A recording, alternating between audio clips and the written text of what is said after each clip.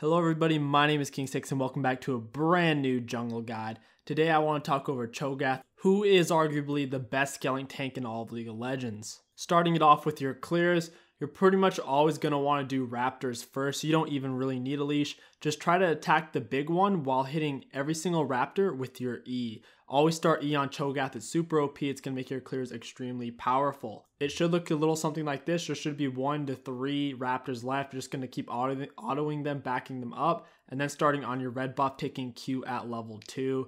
You're just going to want to throw it down to cancel one of its autos. That way you'll take a little bit less damage. It's not that important because Cho'Gath is such a high HP jungler. He maintains a lot of health in the jungle because of his fast clears, and his passive gives him a lot of health back. So after your Raptors, your red, you're going to want to make your way up. You're going to want to then do your wolves, blue, then Gromp. At this point, you will be level 4, and you can go gank top or mid lane. As you notice, I saved my smite for my red buff once I was level 2. That way, it would do more damage and give me back more healing since the smite's a higher level. Here, I'm going to clear my blue buff and save my smite for my Gromp. After Gromp, you should be level 4. At this point, you need to decide, am I going to gank top lane or mid lane? There's 2 things you need to look at, the HP of your laner and the enemy laner. You also need to look at their positioning. So if they're pushed up, you should probably gank them. If not, you can just leave them alone and do scuttle. While you're taking scuttle, don't be mindless. Try to keep an eye on the mid and top lane either through your minimap or actually looking on that side of the map itself. That way you'll know whether you should gank that lane or not right after scuttle. So right here I look, there's nothing to gank, nothing to gank. But if I were going to gank mid right now, I'd want to come over here and drop a ward first to make sure the enemy jungler wasn't watching me or waiting to counter gank. And if I decided I want to go gank top lane, I'd want to walk over here, drop my ward up here in the tri-bush, make sure I wasn't being watched. And then I can decide whether to walk all the way around through the tri or go straight through the lane bush. If you are on the red side of the map, then you're going to want to go ahead once again, start at your Raptors, start out with your E, try to auto attack the big one while hitting every single Raptor with your E at the same time. You should be getting back a lot of HP. Your talisman is going to be doing a lot of burn damage, giving you loads of HP back as well. You don't really need to use a pot at this point because you should basically be full HP after clearing this camp. You will use a refillable pot while you're doing the red buff though, only one, and of course you also are going to smite the red buff. Typically on every jungler, you're going to want to use your smite on your second camp. That's just a general rule of thumb. You can't go too wrong with it. So here I'm just going to auto it, try to drag it back a little bit between autos. It's not that big of a deal though. It's actually kind of tough to drag it back because my Q CCs it in place and my E slows it so it doesn't move too quick. After red, you're going to want to work your way down, same thing to wolves, blue, then Gromp, then you'll be level 4.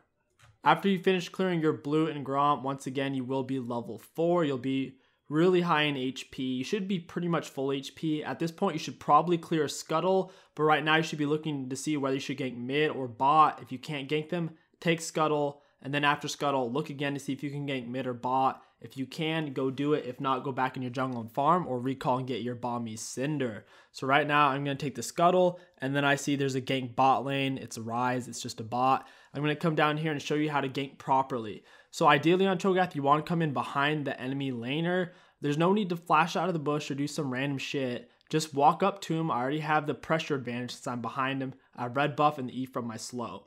I'm just going to walk up to him, wait till I'm in melee range, then activate my E. And I have red buff and my E slows, like I said once again. So now he's going to be taking a lot of damage and moving very slow. I don't want to throw down my Q yet because he probably has his flash, so I don't want to risk missing it. So I'm just going to keep auto attacking. If he flashes, I'll flash with him and keep hitting him. So I'm doing solid damage. Right as he's starting to get out of the range of my auto attack, so I walk up, hit him one more time. He's kind of out of range of me at this point, just a little bit. Hit him with my silence. Now he can't flash. So immediately silence, then Q. He can't flash my Q now. And then I keep walking up towards him, trying to get off as many autos as possible. Now he is going to blow his flash at this point. If I flashed, it wouldn't quite have enough damage to kill him. If I do, it's going to be close. But I already have the advantage. I blew his flash. I have timer on it now. And he got pushed out of lane. So there's no reason to do anything stupid. It was a great gank. Overall, this is going to put Rise behind by quite a bit. Once you do land a successful gank, you're going to want to go ahead and push in the lane either by yourself or with your laners. That way, by the time the enemy gets back, all of your minions will have died on their turret. They will have missed out on a lot of gold and experience. Here, I'm level 4 and they already took scuttle, so I'm just going to walk over here to my plant. I'm going to try to do my best to get behind the Yasuo. I walk up, silence him so he can't dash through me. I used my Q way too early. I should have autoed him first. He flashes, I flash with him. My E and red buff is such a big slow, it doesn't matter that I misplayed my Q. We still pick up the kill anyways. The key is getting on them into melee with your E and your red slow. Here, I'm going to do an advanced jungle play. I was trying to steal his Gromps, that way I could just go back and gank him again. It would have been a beautiful gank because I would have come in right behind him and he wouldn't have expected me to still be there. I also would have gotten Warwick's jungle camp, but Warwick came in at a really weird time. If there aren't any open ganks, feel free to just farm in your jungle. You do clear really fast, and getting level 6 is really important on Cho'Gath.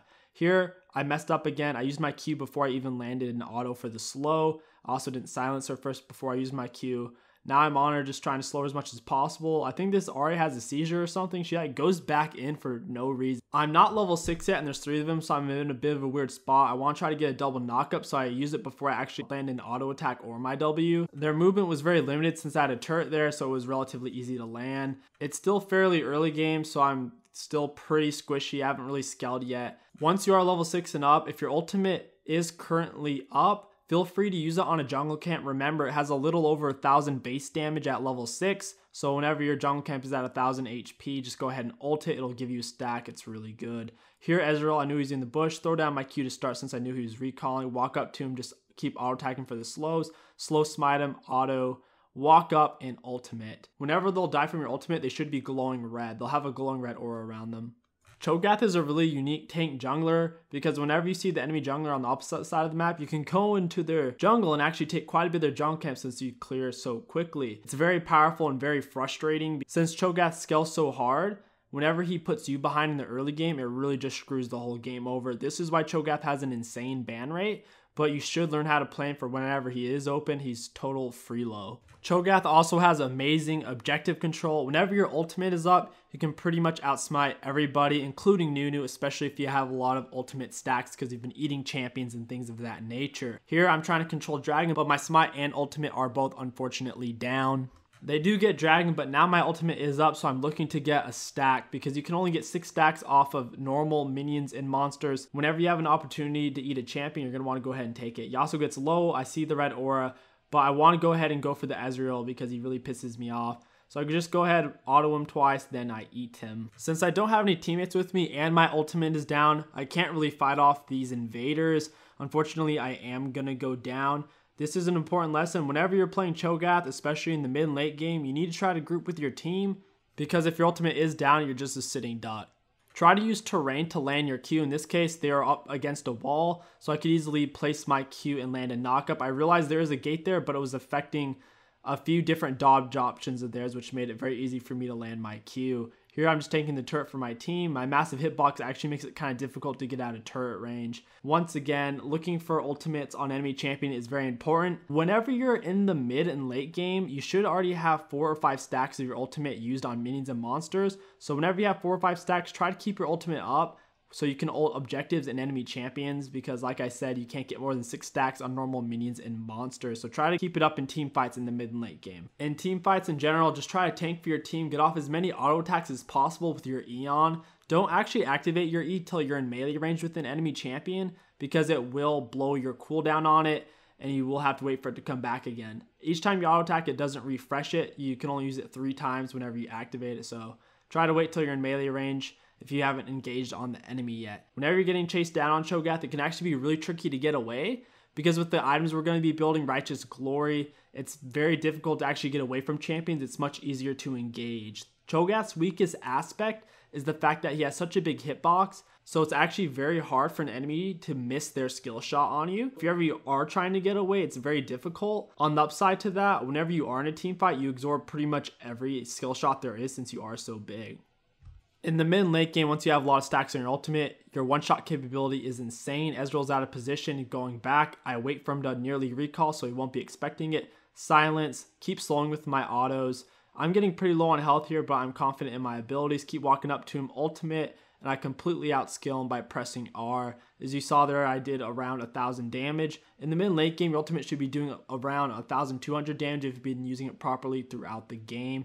Here in the team fights, I'm trying to tank for my team, taking as much aggro as possible. Yasuo gets to about half HP, so then I ult him. I ult him actually a little bit late. I could have ulted him about 400 HP sooner, but I wasn't really expecting my ultimate to do that much damage. And I understand there's the red glowing aura, but it has a bit of a delay before it actually shows you that you can kill them. So just staying in the fight, getting off as many autos as possible. My teammates are diving for some reason. My teammates are throwing and they're all kind of dead or not with me. So my best play is to run away since my ultimate isn't up. I can't fight them. Once they do engage on me, I won't be able to get away. So if your teammates aren't with you and you don't have ult, just GTFO. Vayne does go in all by herself. She gets CC'd. There's nothing I can do. Once she gets CC'd, she's done. If you can get a pick on the enemy in the late game, it's really powerful on Cho'Gath since your ultimate is so useful at smiting Baron. So right here, Warwick's going to try to go on Ziggs. I'm body blocking his ult, just keep stepping in front of him. And since I have such a big hitbox, he can't really get past me. I'm just trying to stay on him, smite for the slow, keep auto-attacking him to slow him, and then I ult him. I probably shouldn't have ulted him, but since the enemy's base is collapsing on them, it doesn't matter too much. Ultimately, late game Cho'Gath, try to hold the front line for your team. Use your Q. Don't be too eager to use your Q. Save it for high priority targets, or wait till your teammates CC them so you can easily land your Q. Once you get something like a Baron buff on Cho'Gath late game, the game is simple enough. Just group up with your team because you're pretty much useless without your team. Just group up and walk it in for the win. If the enemy team has a lot of assassins, try to stay right on your carries. Like, for example, Vayne and Ziggs, I'd want to stay right on them. But the enemy team doesn't really have any assassins. You can kind of consider Yasuo, but as long as I frontline, they can't really get past me. So here, I just walk up taking as much aggro as possible. Vayne's trying to get off some damage. Ziggs isn't actually in here with us yet, so we actually need to pull off a little bit. Warwick's coming in. Like you see, they can't really miss a skill shot on me. I'm taking a lot of damage. Overall, I just needed to wait for my whole team as a whole to group. That way I could just soak up all the damage for them with my massive hitbox, get off some solid CC. So now I do have to back, and I'm just going to pick up a little bit of MR because I'm taking quite a bit of magic damage from the Warwick and Ahri. Yes, Warwick's Q, ultimate, and passive does magic damage. Alright, you guys have the general feel of how to play Cho'Gath. Now let's go over his build runes, masteries, and level order. Alright, so for your items, you're always going to want to start Talisman and Refillable Potion, picking up your Warding Totem as well. As soon as you have 900 gold, you want to back and get your Balmy Cinder, and then get Cinder Hulk as fast as you can. At that point, you typically want to get for Merc Treads.